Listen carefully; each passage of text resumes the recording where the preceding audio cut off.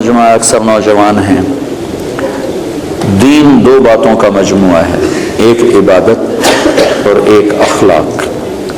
عبادت سے دین شروع ہوتا ہے اور اچھے اخلاق پر جا کر دین مکمل ہوتا ہے۔ دین کی ابتدا، فاؤنڈیشن، بنیاد وہ کلمہ، نماز، روزہ، حج، زکوٰۃ، اور دین کی انتہا چھت، جہاں جا کے چھت پڑتی ہے وہ اچھے اخلاق ہیں۔ اچھے اخلاق سے دین مکمل ہوتا ہے۔ دین کی تکمیل عبادت سے نہیں، اخلاق سے ہے، اور دین کی ابتدا میں عبادت ہے۔ عبادت میں نماز سب سے اعلیٰ درجے کی چیز، جو اللہ تعالیٰ نے 50 نمازیں شروع میں فرض کی، پھر ان کو 5 کر کے گھٹایا اور عرش پر بلا کر 50 نمازیں عطا فرمائیں۔ دینی 5 تھیں، دی 50، صرف یہ بتانے کے لیے کہ دنیا میں تمہارے آنے کا مقصد نماز کے سوا اور کچھ نہیں۔ لیکن پھر باقی کاروبار زندگی میں بھی ہمارا امتحان تھا، تو اللہ نے اس کو گھٹا کے 5 کر دی۔ جب 5 ہو گئیں، اللہ کے نبی ہر دفعہ آتے تھے اور کہتے تھے یا اللہ گھٹا دے۔ جب وہ 5 رہ گئیں تو اللہ تعالیٰ نے فرمایا میرے محبوب، تیرے لیے 5، میرے لیے 50، کہ تیری امت کے ہر نمازی کو ہر نماز کے بدلے میں 10 نمازوں کا ثواب لکھوں گا۔ تو ہم پڑھنے کو 5 پڑھتے ہیں اور لکھے جانے میں وہ 50 ہیں۔ تو جتنا آپ، بہت بڑا مجمع ہے، مستورات بھی ہیں، آپ سب بھائیوں سے گزارش ہے کہ آج کے بعد توبہ تو ہم نے کی ہے، نماز نہ چھوٹ۔ اس کے سارے بھائی ارادہ کرتے ہیں؟ آپ پرائے دیس میں رہتے ہیں، یا مسجدوں کا ایسا ماحول نہیں ہے، اپنی آپ جاب پر ہیں، کام پر ہیں، جہاں بھی نماز کا وقت آ جائے نماز نہ چھوڑیں۔ اب اللہ نے اتنی فضا ضرور بنا دی ہے کہ جہاں بھی آپ ہیں آپ کو نماز کی اجازت دیتے ہیں۔ یہ لوگ آپ کے ساتھ انصاف کرتے ہیں، انہوں نے اپنے ملکوں میں انصاف کیا ہوا ہے، عدل قائم کیا ہوا ہے، ظلم نہیں ہے۔ آپ امن میں ہو، امن کے ملک میں ہو، انہوں نے آپ کو سارے حقوق دیے ہیں، آپ پر بھی حق ہے ان کا کہ آپ ان کے لیے ہدایت کی دعا کرو، ان کی خیر خواہی چاہو، اور اپنا کام صحیح کرو، اور نماز کو نہ چھوڑو کسی حال میں بھی۔ مسجد قریب ہے تو مسجد کی دوڑ لگاؤ، مسجد دور ہے تو ایک مصلی اپنے دفتر میں رکھو، اپنے کام کی جگہ پہ رکھو، اور نماز کے وقت میں نماز ادا کرو۔ اور اگر آپ اکیلے ہو تو اذان دو، تکبیر کہو، پھر نماز پڑھو، تو آس پاس جتنی فضا ہے وہ گواہ ہو جائے گی، اور آس پاس جتنے اہل ایمان جنات ہیں وہ نماز میں شریک ہو جاتے۔ 2 ہو تو جماعت کراؤ، چاہے تمہاری داڑھی نہیں ہے پھر بھی جماعت کرو، ایک کو آگے کرو ایک کو پیچھے کرو۔ 3 ہو جماعت کراؤ، با جماعت نماز کی فضا بناؤ۔ سفر میں جا رہے ہو، گاڑیاں روک کے با جماعت نماز پڑھو، تو انشاءاللہ یہ پوری ایک مکمل دعوت ہے نماز کا پڑھنا۔ تو عبادات میں میرے بھائیوں بہنوں نماز کا ناغہ نہ ہو۔ مستورات سے کہتا ہوں پردے کا اہتمام کرو، اپنی بچیوں کو شروع سے پردے پر لگاؤ، پردہ ان کی فطرت میں شامل ہو، پردہ کرنے والی بنے، اپنے ان کے لباس میں پتلون نہ ہو، شلوار ہو۔ یہ باپرد با حیا لباس ہے۔ عورت کے لیے پتلون، مرد کے لیے پتلون با حیا لباس نہیں ہے، تو عورت کے لیے کہاں سے ہوگا؟ تو اپنے بچوں کو، اپنی بچیوں کو اسلامی لباس کا عادی بناؤ، پیار سے، محبت سے۔ یہاں سختی تو چلتی نہیں، اور سختی کہیں بھی نہیں چلتی، ہر جگہ پیار محبت سے ہی کام چلتا ہے۔ اللہ نے بھی پیار سے ہی ہمیں سمجھایا ہے اور پیار سے ہی ہمیں اپنی طرف بلایا ہے۔ کہیں کہیں اس نے انجام بتانے کے لیے بتا دیا کہ جہنم بھی ہے، ورنہ اللہ کا عام انداز پورے قرآن میں یا ایھا الذین آمنوا، کتنی عزت کے ساتھ اللہ ہمیں بلاتا ہے، اے ایمان والو، اے ایمان والو۔ تو دوسری چیز جو، تو نماز کی نیت کر لی سارے بھائیوں؟ قرآن کے لیے ضرور وقت نکالیں، تلاوت کے لیے کچھ وقت نکالا جائے۔ نہیں پڑھا ہوا تو تھوڑا تھوڑا کر کے، اب تو ہر جگہ مساجد ہیں، علماء ہیں، قراء ہیں، قرآن تھوڑا تھوڑا پڑھنا شروع کریں۔ سال میں 2 دفعہ قرآن ختم کرنا قرآن کا حق بنتا ہے، اور دل کی زندگی کے لیے قرآن سب سے بڑی غذا ہے۔ دل کو غذا نہ ملے تو مر جاتا ہے، تو دل کو، روح کو قرآن کی غذا نہ ملے تو روح مر جاتی ہے۔ تو قرآن کی تلاوت کے لیے وقت نکالیں۔ اور دوسری چیز جو، جس پر جا کر اسلام مکمل ہوتا ہے، وہ اچھے اخلاق ہیں۔ اپنے اخلاق کو بلند کریں، سارے اخلاق کا خلاصہ 3 باتیں ہیں: تصل من قطعک وتعطی من حرمک وتعف عن من ظلمک. جو توڑے اس سے جوڑو، جو محروم کرے عطا کرو، جو زیادتی کرے معاف کرو.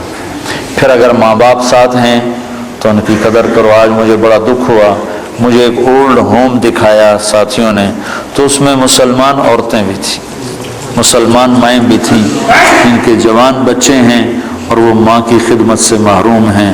کیا بدبختی کی انتہا ہے کہ مسلمان کے لیے ماں تو جنت کا راستہ ہے. میرے نبی نے فرمایا ماں کے قدموں تلے جنت ہے.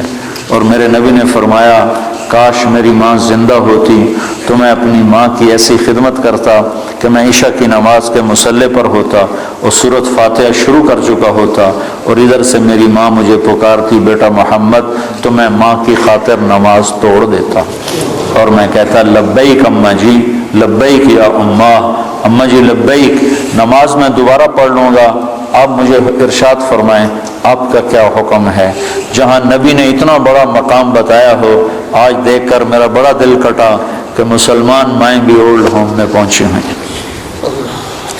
تو اپنے ماں باپ اگر ساتھ ہیں تو ان کو اپنی جنت کا راستہ بناؤ، ان کی خدمت کر کے ان کی دعا لے کے اپنے لیے جنت واجب کر لو. ماں باپ کی خدمت کرنے والوں کے لیے جنت واجب ہو جاتی، اور ان کے لیے جنت میں رکاوٹ صرف موت ہوتی ہے کہ موت نہیں آ رہی، وہ جنت میں نہیں جا رہے، ورنہ مرتے ہی سیدھے جنت میں جائیں. جو اپنے ماں باپ کی دعا لے لیتے ہیں، ماں باپ کو خوش کر لیتے ہیں. تو اپنے ماں باپ کا مقام سمجھو. اللہ کے نبی نے فرمایا جس نے ماں باپ کو ناراض کیا ان پہ اللہ کی لعنت، ان پہ فرشتوں کی لعنت، ان پہ زمین آسمان کی لعنت. نہ ان کی نماز قبول ہے، نہ روزہ قبول ہے، نہ صدقہ قبول ہے. تو بھائیو مہربانی کرو، میرا اللہ کہتا ہے لا تقل لهما اف ولا تنهرهما وقل لهما قولا كريما واخفض لهما جناح الذل من الرحمة وقل رب ارحمهما كما ربياني صغيرا. میرا رب کہتا ہے ماں باپ کے آگے سر جھکا دو، اپنے بازو بچھا دو اور ان کے غلام بن جاؤ. ان کے آگے اف نہ کرو، ان کے آگے آہ نہ کرو، ان کے آگے ہوں نہ کرو، ان کو میٹھے بول سے بلاؤ. تو تمہارا رب اس پر تمہارے لیے جنت الفردوس کے فیصلے فرمانے والا ہے. شادی ہو گئی ہے، ہونے والی ہے، اپنی بیویوں سے اچھا سلوک کرو. اچھے سلوک سے گھر آباد ہوتے ہیں، برے سلوک سے گھر آباد نہیں ہوتے. اللہ کے نبی کا فرمان ہے بہترین مسلمان وہ ہے جو بیوی سے اچھا سلوک کرتا ہو، اور میں سب سے اچھا سلوک کرتا ہوں اپنی بیوی کے ساتھ. اور اللہ کے نبی کا فرمان ہے جنت میں میرے گھر کے قریب اس کا گھر ہوگا جس کے اخلاق اچھے ہوں گے اور جس کا بیوی کے ساتھ اچھا سلوک ہوگا. پھر بیویوں کو سمجھایا. اللہ کے نبی نے، ایک عورت نے آ کر عرض کی یا رسول اللہ میری شادی ہو رہی ہے، میرے خاوند کا میرے اوپر کیا حق ہے؟ تو آپ نے فرمایا تیرے خاوند کے جسم پر زخم پڑ جائیں، زخم، اور ان زخموں میں پیپ پڑ جائے، گندا پانی سفید پیپ پڑ جائے، اور تو زبان سے چاٹ کر اس کے زخم صاف کرے تو نے اس کا حق ادا نہیں کیا. زبان سے چاٹ کر اس کا زخم صاف کرے تو نے خامند کا حق ادا نہیں کیا. مردوں کو کیا سمجھایا کہ بہترین مسلمان وہ ہے جو بیوی سے اچھا سلوک کرتا ہو، اور عورتوں کو کیا سمجھایا کہ خامند کی اطاعت. آپ نے فرمایا اگر میری شریعت میں سجدہ جائز ہوتا، میری شریعت میں اللہ کے سوا کسی کو سجدہ نہیں، اگر سجدہ جائز ہوتا تو میں عورت سے کہتا اپنے خامند کو سجدہ کرے، یعنی اس کی اطاعت کرے. اور مردوں کو سمجھایا کہ سب سے بہترین خرچ بیوی پر خرچ کرنا ہے، بچوں پر خرچ کرنا ہے، اور بہترین مسلمان وہ ہے جو بیوی کے ساتھ اچھا سلوک کرتا ہو. تو یہ اچھے اخلاق ہیں. آپس میں رہو، پیار محبت سے رہو، لڑائی نہ ہو، آپس میں جھگڑا نہ ہو، آپس میں بائیکاٹ نہ ہو، آپس میں آپ کسی سے لڑے ہوئے نہ ہو. کوئی مسلمان ایسا نہ ہو جس سے آپ کہو کہ میں اس سے نہیں بولتا، میری اس سے بات چیت بند ہے، ایسا ایک بھی نہ ہو. اگر کوئی ہے تو اٹھتے ہی توبہ کر کے اس سے معافی مانگ لو تو اللہ کے دربار میں آپ کا مقام بلند ہو جائے گا. جب دو مسلمان آپس میں لڑ پڑیں اور وہ صلح نہ کریں تو اللہ تعالیٰ ان کے اعمال مردود کر دیتا، نہ نماز قبول، نہ روزہ قبول، نہ حج قبول. تو اللہ تعالیٰ فرماتا ہے جب تک یہ صلح نہیں کرتے ان کا کوئی عمل قبول نہیں ہے. اللہ. تو آپس میں پیار محبت سے رہو. آپ پرائے دیس میں ہو، نہ مذہب کے نام پہ لڑو، نہ رشتے ناطے کے نام پہ لڑو، نہ آپس کی سیاسی باتوں پر لڑو. پیار محبت کی فضا قائم رکھو. اللہ کو بہت پسند ہے ایک دوسرے کا خیال کرنا. ایک آدمی آئے گا قیامت کے دن تو اللہ تعالیٰ کے فرشتے کہیں گے یا اللہ اس کے کھاتے میں کوئی عمل کوئی نہیں، اس کے کھاتے میں کوئی عمل کوئی نہیں۔ تو اللہ تعالیٰ فرمائیں گے ہاں بھائی کوئی ہے تیرے کھاتے میں عمل یا خالی ہو؟ کہے گا یا اللہ ایک ہے اور کچھ نہیں، ایک ہے اور کچھ نہیں۔ اگر تو اسے سمجھے تو ایک ہے۔ کہ کیا ہے؟ کہ میں کاروباری آدمی تھا، جس کو پیسے دینے ہوتے تھے اس کو تنگ نہیں کرتا تھا، موقع پہ پیسے پہنچاتا تھا، اور جس سے لینے ہوتے تھے وہ جتنا ہی تنگ کرتا تھا میں اس کو تنگ نہیں کرتا تھا، میں چپ کر کے واپس آ جاتا تھا، کبھی اس کو بے عزت نہیں کیا۔ ہمارے ہاں تو پاکستان میں تو بہت ہوتا ہے، چونکہ کام ادھار پہ چلتا ہے، یہاں بھی ادھار پہ ہی ہے سارا کام، تو ادھار پہ کام ہوتا ہے، تو جس نے لینا ہوتا ہے وہ گالیاں نکالتا ہے، جس نے دینا ہوتا ہے وہ انکار کرتا ہے۔ تو وہ کہنے لگا یا اللہ بس ایک ہی تھا میرا، جو نہیں دے سکتا تھا اس کو معاف کر دیتا تھا، جو پھیرے لگواتا تھا اس کے پھیرے لگا لیتا تھا، اس کو کہتا کوشن، اور جس کو دینا ہوتا تھا اس کو موقع پہ دیتا تھا۔ تو اللہ تعالیٰ کہیں گے تو نے تو میرے بندوں کو بڑا بھلا چاہا، تو آج میں تیرا بھلا کرتا ہوں، صرف اسی عمل پہ تیرے لیے جنت کا فیصلہ ہے۔ تو اللہ کے بندوں سے بھلائی بہت بڑا عمل ہے، بہت بڑا عمل ہے۔